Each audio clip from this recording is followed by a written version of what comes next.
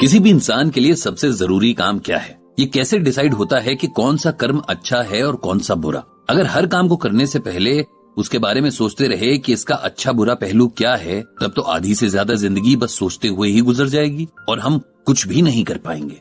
ये सब सवाल एक साथ ब्रजभूषण जी और पंडित जी से किसी ने पूछ लिए हैं और पंडित जी सोच रहे हैं कि वाकई सवाल में दम तो है।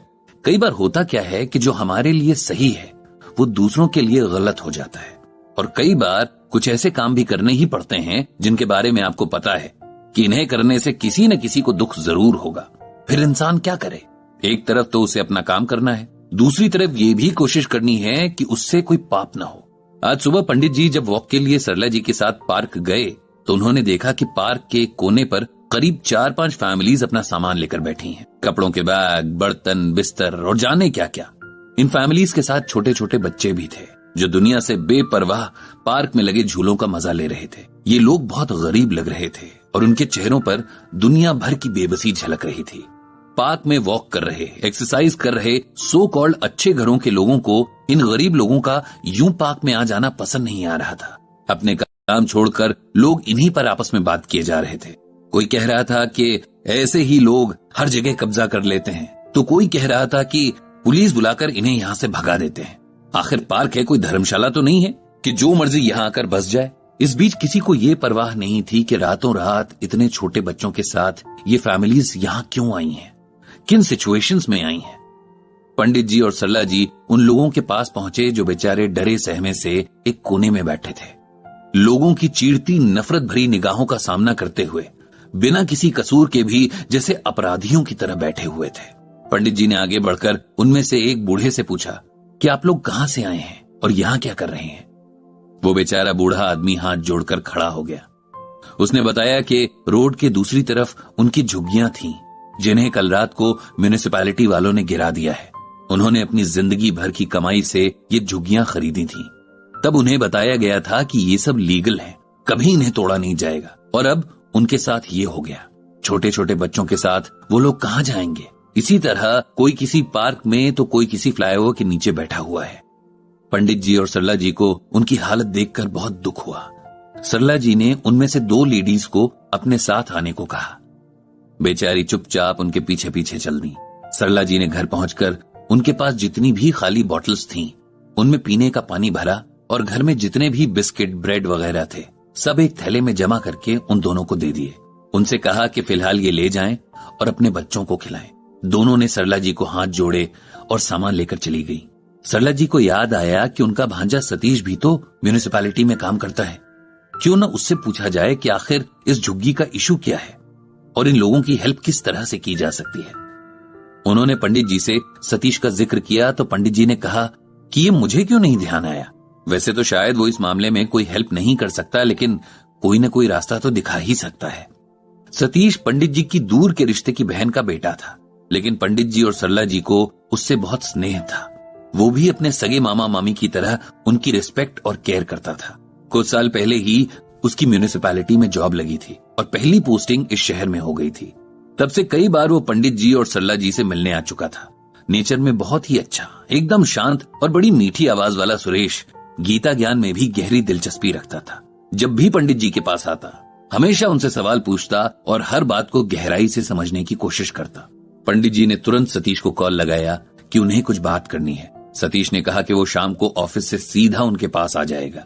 शाम को सतीश जब पंडित जी के पास पहुंचा तो सरला जी और पंडित जी ने गौर किया कि वो पहले से काफी कमजोर हो गया है, जैसे बीमार हो। सरला जी ने तुरंत सतीश से पूछा कि क्या उसकी तबीयत ठीक है, इतना कमजोर क्यों हो गया है। तब सतीश ने बताया कि तबीयत तो ठीक है, लेकिन पिछले कुछ टाइम से वो बहुत टेंशन में है। पंडित जी ने कारण पूछा तो उसने बताया कि आजकल शहर भर में इलीगल कॉलोनीज को तोड़ने का काम चल रहा है, जिसके लिए टीम्स बनाई गई हैं। ऐसी ही एक टीम का हिस्सा सतीश भी है। सतीश ने बताया कि कई लोग ऐसे हैं जो सालों से इन जगहों पर रह रहे हैं। इनकी कई पुश्तें यहीं पैदा हुई और मर गईं। कई बार इन्हें हटाने की कोशिश की गई, लेकिन कुछ लोगों ने अपने फायदे के लिए उन्हें न तो वहां से हटने दिया, न ही लीगलाइज होने दिया। अब एकदम से उन्हें उनकी जगहों से हटाया जा रहा है। ये सब गरीब लोग हैं। इनके छोटे छोटे बच्चे, बूढ़े और बीमार अब सड़कों पर रहने के लिए मजबूर हैं। बड़ी मुश्किल से सरकार ने इनके लिए टेम्पररी शेल्टर्स का अरेंजमेंट किया है, लेकिन वो भी कितने दिन चलेगा। सतीश ने बताया कि कई लोगों ने बहुत मोटी रकम खर्च करके ये झुग्गियां खरीदी हैं। उन बेचारों की जिंदगी भर की मेहनत की कमाई डूब गई। उसे रोज इन झुग्गियों के डिमोलिशन के काम को एग्जीक्यूट करवाने जाना पड़ता है और रोज उन गरीब लोगों की मजबूरी देखकर उसका मन खराब हो जाता है। अब तो वो सोचता है कि काश ये जॉब ज्वाइन ही नहीं की होती। इतने लोगों को दुख पहुंचाने में उसकी भागीदारी तो ना होती। उसकी बातें सुनने के बाद पंडित जी और सरला जी चुप हो गए। जिसके पास प्रॉब्लम का सलूशन ढूंढ रहे थे वो बेचारा तो खुद बहुत परेशान निकला। इसके बाद सतीश ने पूछा कि मामा जी, आप मुझसे क्या बात करना चाहते थे? पंडित जी ने फिर उसे आज सुबह की घटना बताई। सतीश ने कहा कि ये तो पूरे शहर का हाल है। हर जगह से इलीगल बस्तियां हटाई जा रही हैं। हालांकि गलती उनकी है जिन्होंने लालच में इन लोगों को इन जगहों पर बसने दिया। अगर शुरू से ही प्रॉपर प्लानिंग होती तो इन लोगों को ऐसे बेघर नहीं होना पड़ता। पंडित जी ने पूछा कि अब इनके लिए क्या किया जा सकता है।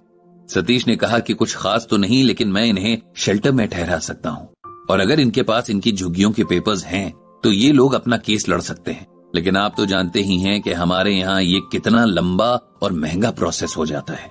ये लोग इसे अफोर्ड भी कर पाएंगे, इसमें मुझे शक है। पंडित जी ने सतीश से कहा कि फिलहाल इन्हें ठहराने का अरेंजमेंट करते हैं, उसके बाद आगे की सोचते हैं। और रही बात तुम्हारी, तो बेशक तुम्हारा काम ऐसा है कि कोई भी सेंसिटिव इंसान इसमें परेशान हो जाएगा, लेकिन तुम ये देखो कि तुम बस अपना कर्म कर रहे हो। तुम्हारा न तो इंटेंशन गलत है, न ही तुम कुछ भी अपने पर्सनल स्वार्थ के लिए कर रहे हो। इन लोगों के भाग्य में ये कष्ट लिखे हैं तो कोई ना कोई तो जरिया बनेगा ही।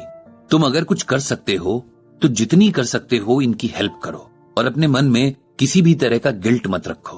भगवान श्री कृष्ण ने गीता में कहा भी है, अपि चेदसी पापेभ्यः सर्वेभ्यः पापकृतम् सर्वं ज्ञान प्लवेनैव वृजिनम् संतरिष्यसि।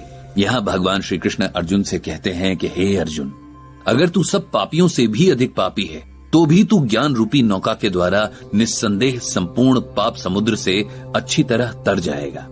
इसका सिंपल लैंग्वेज में मतलब ये है कि भगवान ने बुरे से बुरे काम करने वालों के लिए भी एक सेकंड चांस की बात कही है। उन्होंने कहा है कि अगर किसी महापापी को भी ज्ञान मिल जाए, वो समझ जाए कि वो कौन है, उसके होने का मतलब क्या है और उसे कैसे मुक्ति मिल सकती है, तो उसे भी अपने पापों के फल से मुक्त होने का मौका मिल सकता है। इसीलिए तुम बेफिक्र होकर अपना काम करो और भगवान का ध्यान करते रहो।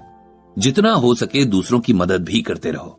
पंडित जी की बातों से सतीश को बहुत सुकून मिला। उसके मन का बोझ हट गया था। फिर पंडित जी और सतीश उन बेघर लोगों से बात करने पार्क की तरफ चल दिए।